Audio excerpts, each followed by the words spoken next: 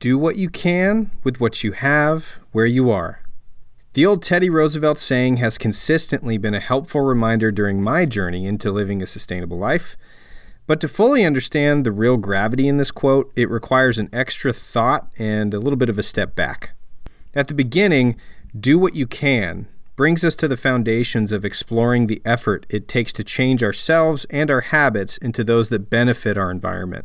It speaks to building that initial motivation to do, well, anything in the first place, which is just so fundamental.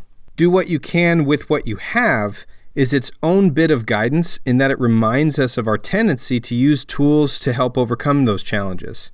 Tools could refer to physical objects, gadgets, and other tangible innovations, but we can't forget that the word tools is also referring to a myriad of mental and emotional skills developed over time, many of which require lots of patience and diligence to develop.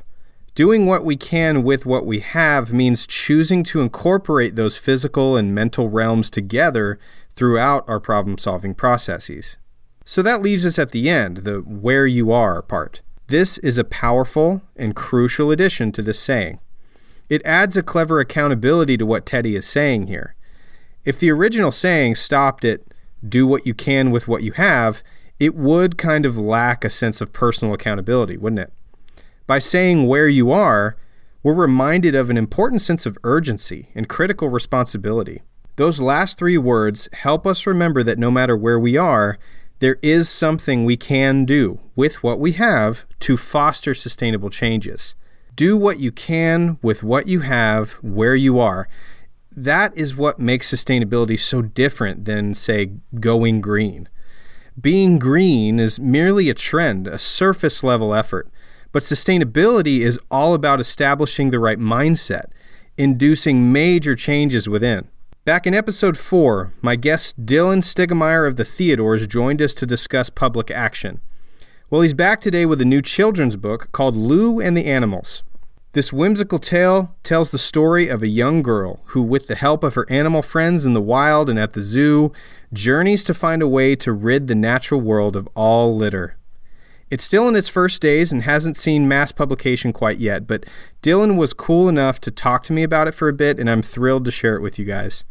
Also, Dylan has allowed me to share the whole book with you, so do stick around until the end when I'll be reading the book in its entirety just before the outro. So let's continue into our bonus episode featuring our very first book review of Lou and the Animals.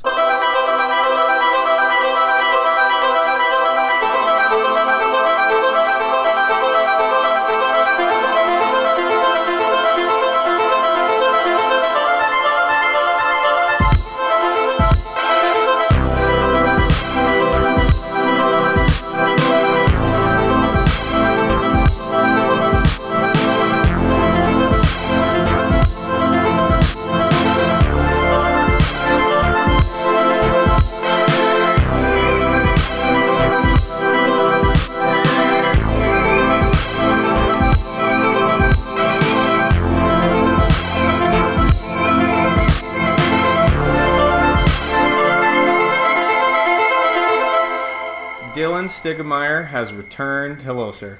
Hello. Good to have you back, man. How's Sweden?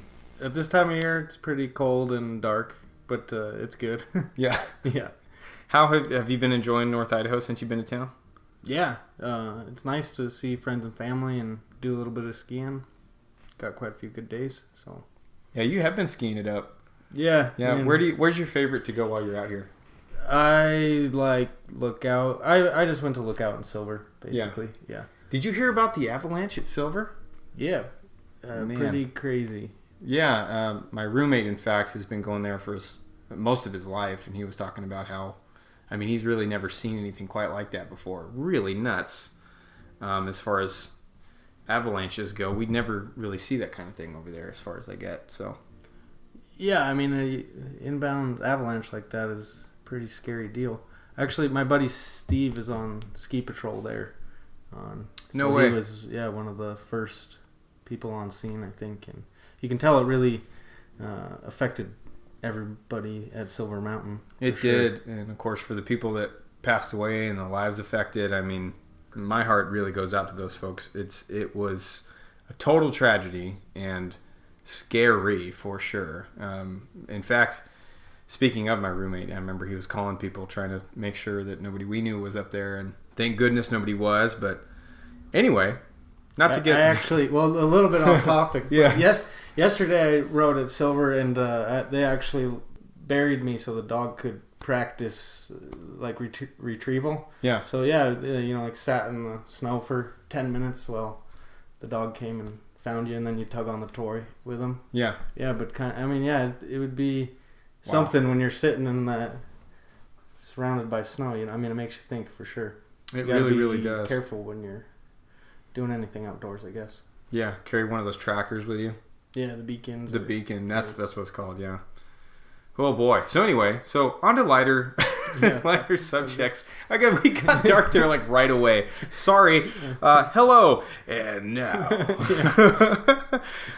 So we are doing something a little bit different today. We're on this little bonus episode. I'm really excited to talk about. Well, first off, let me go back. You remember Dylan from episode 4, Public Action.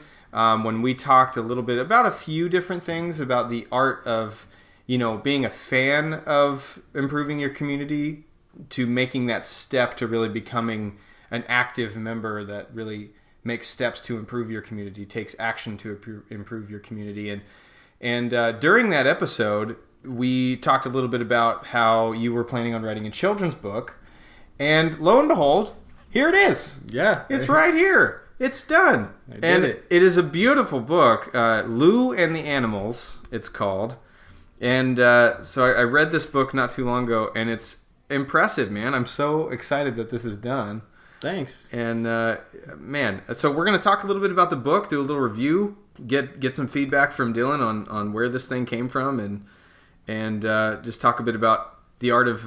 we'll get into it. We'll get into it. So first off, Lou and the Animals, what was your main inspiration for this book? Well, my first daughter's name is Louisa, and we were reading a lot of Roald Dahl, or I normally say Ronald, but that's not it. Yeah. And it was like all that rhyming type of stuff. And so, I knew I wanted to write a kid's book to kind of coincide with what I was doing with the Theodores, because I thought it would be a good way to get into schools and kind of, use the website that I've built. Titled it after my daughter, and then, it was dark, really dark in Sweden last winter, and so I just sat down and started to basically copy the rhyme scheme of stuff that I was reading to her at night, and I got something that was, we'll say, kind of crappy, but luckily my wife is kind of a wordsmith, and so I just passed that draft off to her, and that was kind of the skeleton, and then she really helped smooth it out and make it much stronger. But that's where it came from, just reading to my daughter at night and wanting to do something with the Theodores. Well, it came out really cool. I love the animation of it. It's got such a really cool, it looks like it was painted. We'll talk a bit about that. But is this the main character, the little blonde girl, is that based on your daughter? Yeah, so I found, I don't know if you've heard of Fiverr.com, but you can find, people put their services out there for graphic design or illustration. Yeah, I have heard of that. Yeah, so I searched through Fiverr to find a really hungry young artist that probably didn't know what their skill set was worth, we'll say. Was it you mentioned it was a girl from Romania? Yeah. Was it the same person? Yeah. So, cool. Yeah, I found her. And, basically, she had on there for what it was to do one illustration. I said, hey, I'm kind of looking to do this whole book. And, she was going to be studying in Italy, I think. Ioana? Yeah, I'm not even sure how to pronounce it because I've only talked to her through, email or chat. Stuff. Yeah. Well, I hope if you're out there and you're listening to this, I'm butchering your first name. I'm 100% sure. Ioana, or... I think Ioana Mania or Mania. I'm so sorry. I'm so sorry for how bad I'm butchering your name. But I wanted to give you some kind of credit. But the illustration looks wonderful. Yeah, she really nailed it. And it kind of, when you were working through Fiverr, it was kind of weird because they would give you all these pretty tight deadlines. And, I was like, yeah, I don't, it can take you a couple months. I mean, I just want to make sure that like we do a good job. You know, I'm not so much on the deadlines or like I need it by this point. And so I kept extending deadlines for her, and she kept turning out really good work. And she is really talented. And I was able to mail her a copy of the book. And so how would she do it? Would she send you like one page, like one spread at a time, like or what was? I mean, I basically just told her. I sent her the text, and I said, you know, I don't. The only requirements I really had was at that point I hadn't had the word zoo didn't fit into the rhyme scheme, and so I was kind of like that needs to be an illustration. And then I said I'd like the main character to kind of look like my daughter, and the rest of it. I mean, my brother's an artist, so I know, you know, can be kind of difficult sometimes, or, you know, like I didn't want to mess with her vision too much, so I was just like, so she's like, she would just do some sketches, and they all looked really good, and so that, I mean, it's all kind of her idea based on the text that I sent her, I guess. It must have been cool for the artist too, just like, I have this gig writing a book for some dude across the world. I mean, what would be cool is if the book actually kind of gets into schools or you know, does what it's supposed to do. I think she... Has your daughter read this book yet?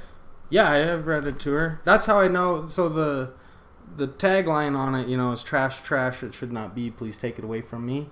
Right. And that's how I know it works, is because, like, I read it to her, then we went outside, and, like, an hour later, she was chanting it to herself. Oh, that's fantastic. I mean, I love that. Yeah, I feel like it should work. It should do her job.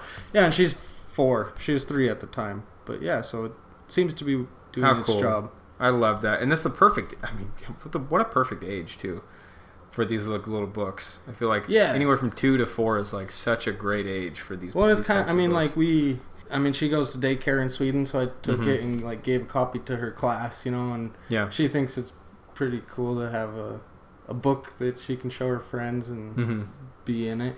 That's awesome. Yeah, she's famous at an early age. I guess. But it's got a whimsical and playful feel to it, but it does such a good job at addressing a big problem, which is, of course, trash existing, litter existing. What was the writing process like in terms of making it appeal to kids, and what's been the response so far? I've just shown it to, like, friends and family and stuff mostly. I mean, I did try to, like, seek out some publishers, because I do think if you actually want to spread it, it would be easier. But I never got anything back from anybody there. But I mean, like, when my friends and the people are real receptive. I think some people, when I was like showing, I used to have it on my phone in like a Dropbox file. And I'd tell people I'm working on a children's book. Like, some friends in Sweden, and then they would read it, and their response was always like, "Wow, that's actually really good." Like, that's such a backhanded compliment. Like, huh? Wow! You wrote this? You did this?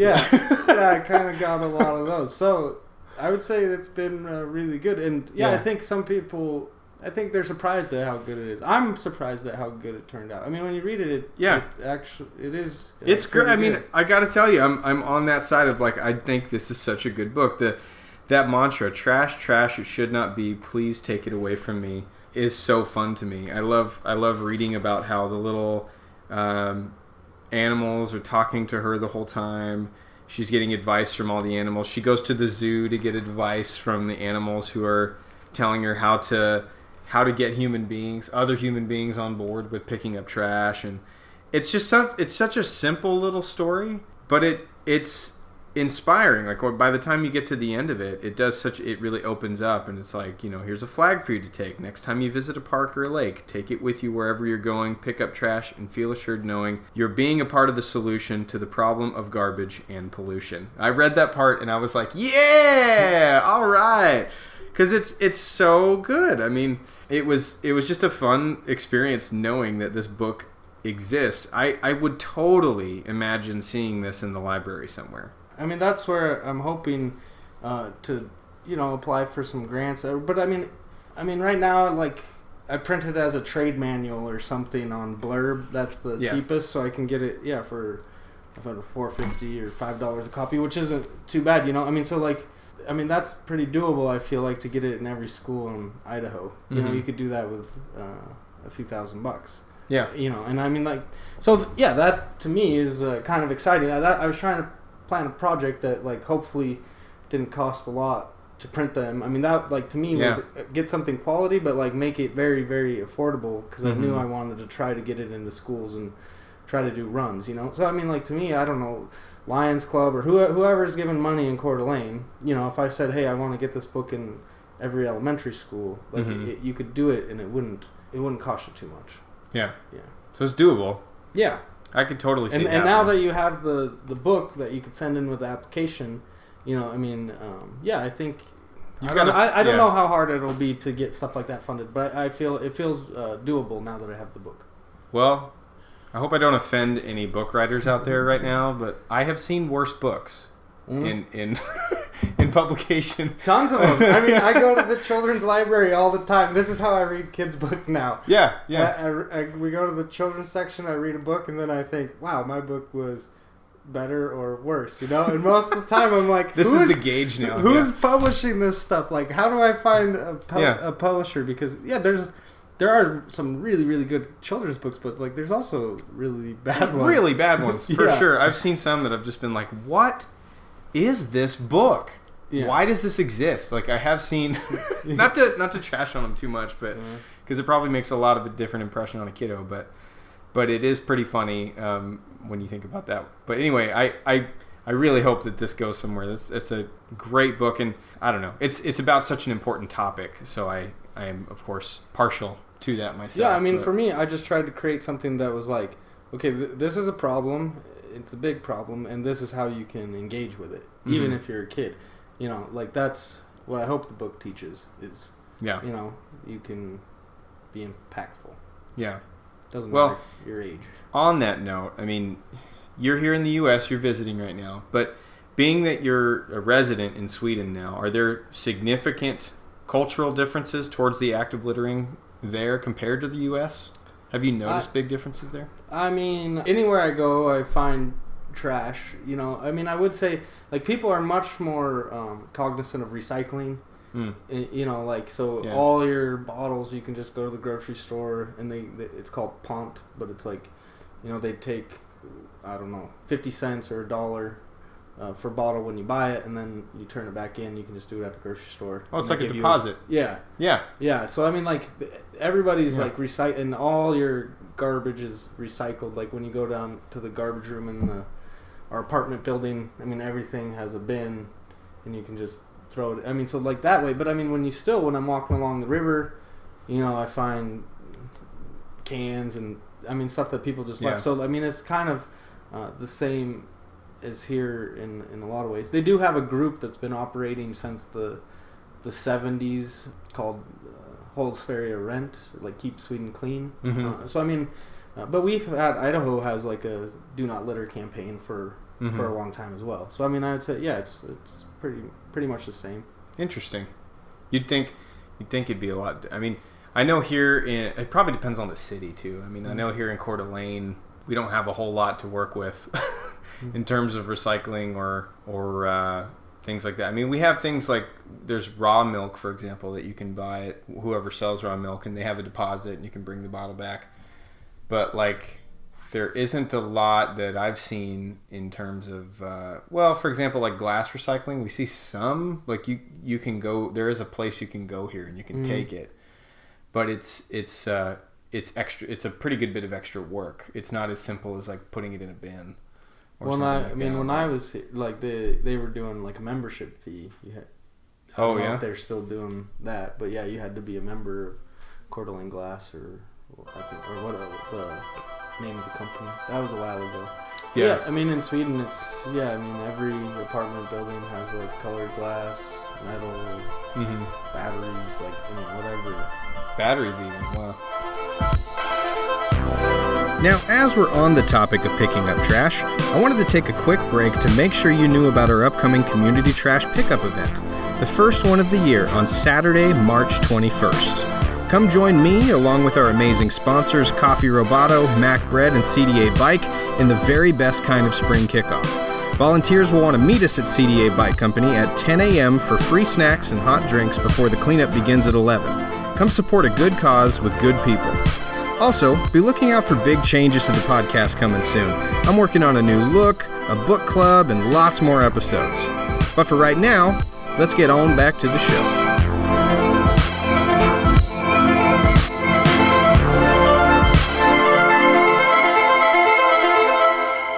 Now, the book, of course, going back to the book, is talking about picking up litter. You're no stranger to trash pickups, obviously. You started the Theodores to pick up trash. Your organization was a big inspiration for the pickups that I've organized. And how do kids respond, in your experience, to the act of picking up trash? I mean, is it a fun experience? Yeah, I mean, I don't know. I've probably been in a classroom like 10 or 12 times, and the kids are always super excited. They just like going outside, you know? Right. And yeah, I mean, it's for them, and anything that I found, like, if you're excited about something, a kid normally will be too. You know, I mean, they want to, most of the time, please people, do the right thing. So if you come in and you're like, yeah, I'm excited about this, can you guys help me? Mm-hmm. Normally they're right there. And so every time that I've taken a class out, yeah, it's been a good time. One time the kid stepped in, it was like a big decomposing mushroom or something, and I think he thought he stepped in a big pile of poo. That was the only one that really wasn't having some fun. He was like, yeah.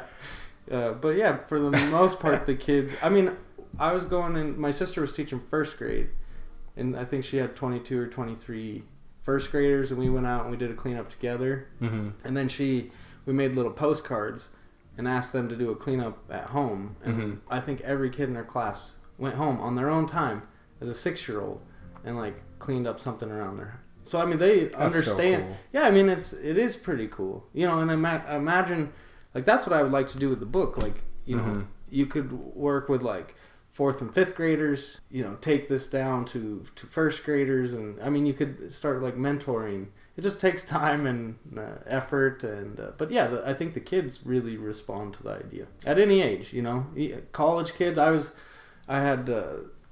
teaching at Spokane Falls, and so I'd do like service learning assignments, and I wouldn't make kids do the Theodores, but I was like, this is an easy one. You can't tell me that you can't find something, because I have a group. You can do it at any time. Right. So you can't come with an excuse of I had to work or all. Yeah. But like quite a few of them would pick the Theodores and come in and help me cut flags or do a cleanup. And once they do cleanup, you know, then I would have them write a paper, and it was cool to read their papers. I remember one, it was a Native American guy, and he went around his reservation, and it was a really powerful 2 pages. And I mean, that's the stuff that makes you feel good, and like that's why you keep doing it, because a lot of times I feel like you strike out. Maybe the book will be not as successful as you hope when you write it. You know, you never. I mean, I feel like nothing I have done, I feel like, has been that successful. You know, but you can tell like it resonates with people. Mm-hmm. And yeah, people are happy to see you, happy to talk about it, want to know so it is gaining traction. Yeah. But you know, I think to lift you up a bit on that, 'cause I really think, I don't know. I mean, success to me, I think stuff like this, I get so excited when I see little books like this, or when I see, not to inflate your head too much here, but I get really excited when I see groups like the Theodores and I see books like this, because this is the kind of thing that might be small at the moment, but it's like, if enough people start seeing stuff like this, I mean, this is really the kind of messages that in our modern age, in 2020, that we should be talking about quite a bit more. I think it's interesting how we talk about things like picking up litter so rarely, it seems like. I don't know if you would agree with that, but it seems like we talk about it a little, like, yeah, you pick up litter, like people pick up litter, other people pick up litter. Yeah. There's not a lot of like personal responsibility being taught at a young age enough. I mean, some people, obviously, not everybody, but I don't know if you'd agree with that or not, but to me, it's just more of an observation. I mean, I think so. I think we don't challenge kids to actually go to nature enough. You know, I mean, like, everything's always, I mean, it seems like we're moving away from standardized testing a little bit, but I mean, that's a lot of school. And, you know, it's just, to me, it's crazy that you got all these buses, and we bus everywhere for athletics, and I was a big athletic person.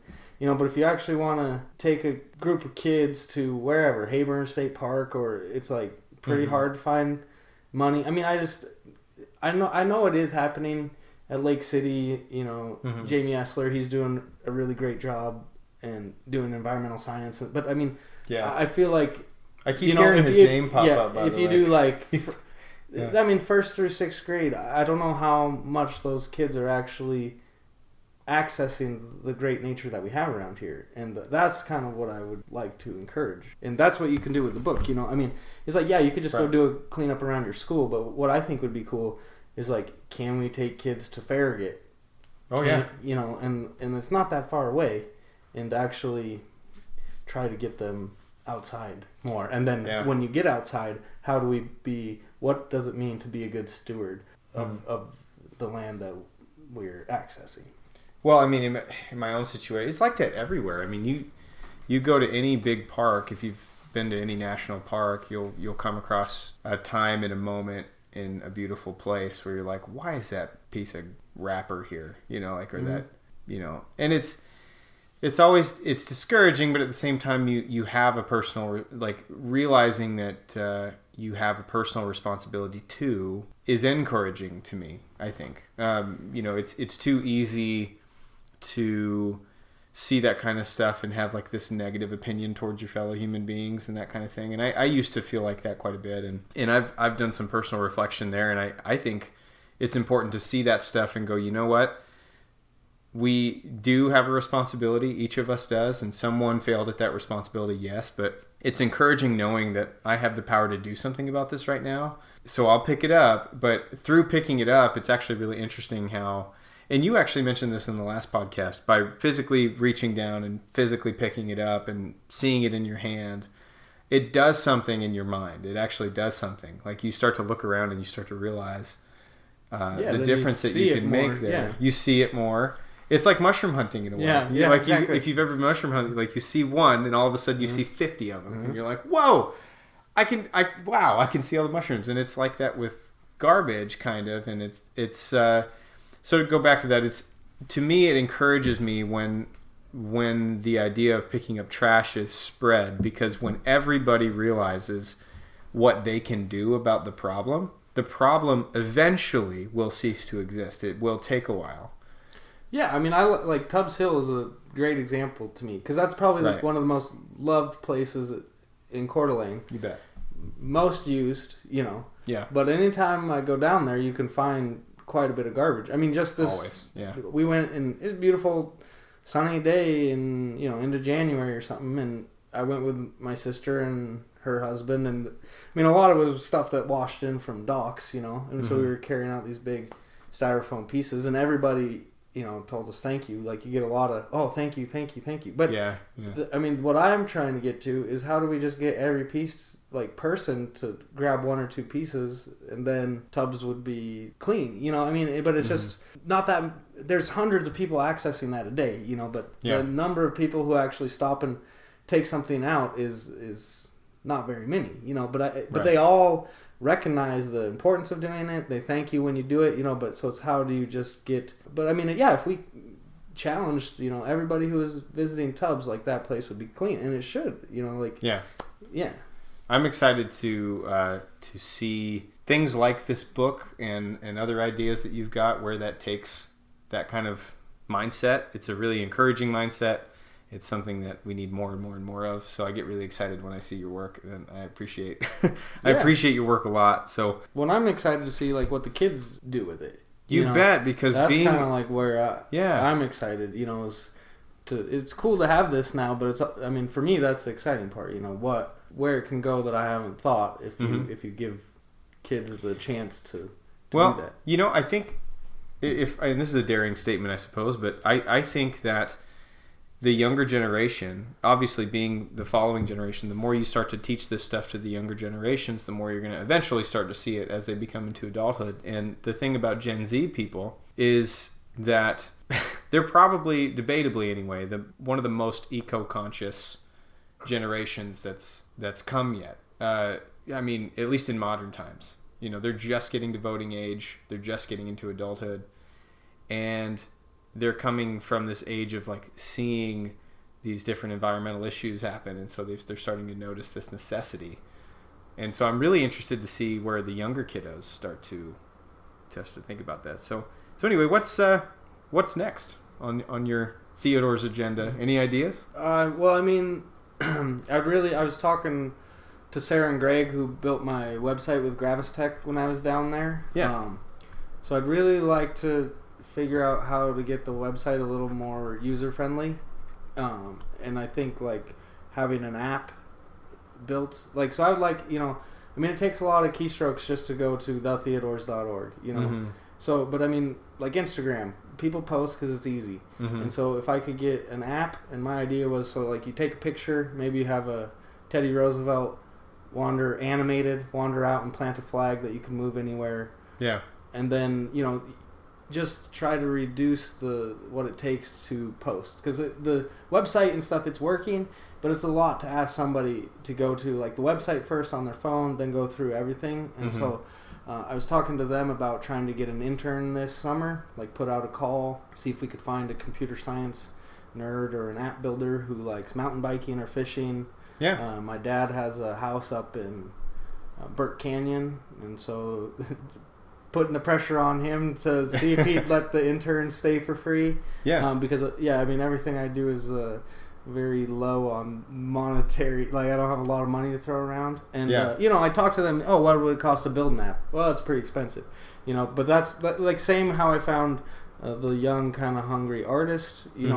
There's talented people out there who they could do it. But they're going to be young, and what they get if they do something for the Theodores, I think they get something nice to put on their portfolio. Mm-hmm. They get to come to Wallace and recreate. They get to meet Sarah and Greg, who are true professionals in what they're doing. Mm-hmm. And so just be finding that right person. How do you put that call out? But I would really love an application that anybody could just download and use from their phone and make uploading everything Mm-hmm. a lot easier. That's where I've wanted that for a couple years, but things are slow, Things are slow, but you know what? It's encouraging to see, and monetary or not, I mean, you have an idea, you've got a goal, and you've accomplished a lot, and even though to a lot of people it might be, it's just a book. I think this book is awesome.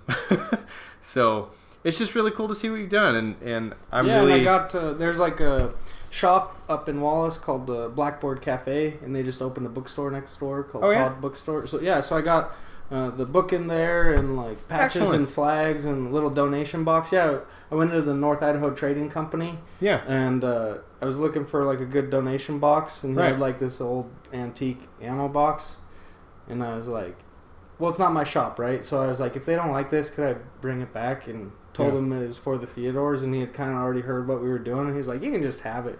If they don't like it, So that's cool. And then Brady, I went in there and set up the donation box, and then next time stopped in the shop and gave him a Teddy shirt, kind of work the barter system. That's how I operate.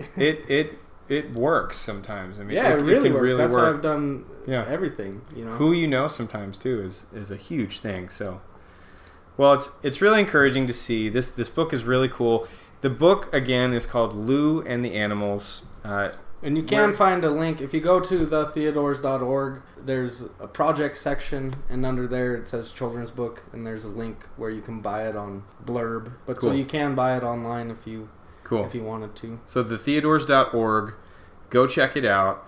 It is seriously cool. I am geeking out over the book. It's so funny that I'm geeking out over a kid's book, but it's really fun. It's really beautifully animated. The story is really good, and I can't talk it up enough. So yeah, go check it out. Check out what he's doing, and while you're at it, check out what the Theodores are doing. If you haven't already done that, these guys are really, really cool.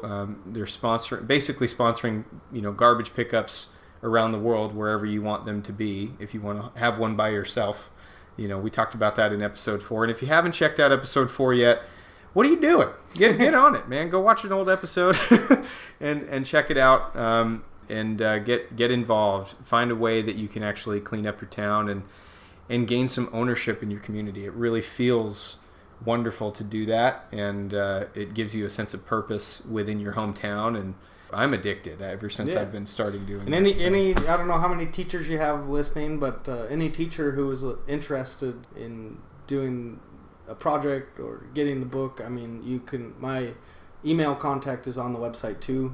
Just email me, and I'd love to set up a few classes. Yeah, absolutely. If you are interested in this book, if you're, I'm just going to go ahead and shout everybody out. If you're a publisher, if you're if you're everybody, what is your email? Just go ahead and shout that out. stiedyla@isu.edu is my personal email. Cool. That one works. Or there's teddyrtuesdays@gmail.com, which you can find on the website. Excellent. And the website, again, is thetheodores.org. Do go check it out. Dylan, thanks again for coming and talking, thanks man. for having me. It's really good to have you back. Coming by. Yeah. Well, safe travels home, man. And we will miss you when you go back to Sweden. Thanks. See you, bro. Thank you all for sticking around to this point. As promised, here is Lou and the Animals. This is a book about a girl named Lou, an amazing kid just like you. Lou liked to go on walks in nature. Rough weather did not faze her. While she walked, she sang, or talked to herself, or anyone around. There were always new friends to be found. Lou had a special power, she realized one day. She could understand what the animals had to say. They would talk, and Lou could hear about something that caused great fear among all the animals in the wild. They all said the same thing to the child. Trash, trash, it should not be. Please take it away from me. On walks around her neighborhood, Lou often saw people up to no good. Some people would not bother to find a trash can and just leave garbage behind. On the ground where we all know it does not belong, even a baby knows that to litter is wrong. Lou knew the animals were right to worry, and that something had to be done in a hurry. Because trash can be found lying all over the natural ground. In lakes, the ocean, on streets, and in parks, humans leave their ugly marks. Why is that? Lou wanted to know. She asked her friends high and low. The trout in the stream didn't have an answer. They just looked at Lou, blew bubbles, and asked her, who would do this to where we live and swim? Our waters have garbage up to the brim. Trash, trash, it should not be. Please take it away from me. When she looked to the sky and asked the birds, they chirped out the following words. When out searching for places to build a nest, we often ponder as we rest. What is up with all this junk? It's ugly and it smells like skunk. Surely it is not the way it should be. Our ecosystems should be trash-free. Look at your own home where you live every day. If there was garbage all around, wouldn't you say, trash, trash, it should not be. Please take it away from me? Lou said, you're right, but what can I do? The birds replied, fix it. It is up to you. Lou knew the birds were 100% right. But the thought of fixing the world's trash problem filled her with fright. For she knew in her heart, her soul, her bone, no way could she go at this alone. Searching for inspiration on what to do, Lou decided to go to the zoo. She asked all the animals for advice, the lions, the turtles, even the mice. They all pointed her in the same direction. The answer was in the Arctic section. At last, she was standing before a polar bear. He calmly waited while she stared. Lou worked up the courage to finally ask, Polar bear, I have a major task, but I don't know if this project of mine can be done while there is still time. There is so much garbage everywhere, and I'm just one person. It just doesn't seem fair. The polar bear said, I see your pickle, little one. But don't despair. It can be done. Although one child cannot pick up every piece of litter, they can pick up some, and most importantly, not be a quitter. If they persist and tell all their friends to get involved, surely working together, this man-made problem can be solved. In fact, in the back of this very book, you should take a close look. There is a flag for you to take. Next time you visit a park or a lake, take it with you wherever you're going, pick up trash and feel assured knowing you're being a part of the solution to the problem of garbage and pollution. Tell your grown-ups to post your cleanups to this website, thetheodores.org, to help continue the fight. Remember to please take your flag with you, and tell your friends to do it too. Take it to nature, a mountain, a lake, or stream, because you are now an integral part of this dream. Trash, trash, it should not be. We can fix it, you and me. Do what you can with what you have, where you are. Take these flags, cut them out, give them to friends and family, encourage others you know to get involved. Remember to have fun outside and leave places better than you found them. The Theodores. Thanks again, everyone, for listening to this special bonus episode. Be on the lookout for next time as I team up with Tyler C. from the Community Experiment podcast for a special collaborative episode on Generation Z, as we discuss how this new breed of young adults are shaping our society in surprising ways. If you like what you heard today, please subscribe to the show and share us on social media with your friends and family. Remember, you can find us with a new episode every month on Spotify, Apple, and Google Podcasts, Stitcher, or wherever you do your podcast listening. I'm Jet McLaughlin, and I'll see you next time.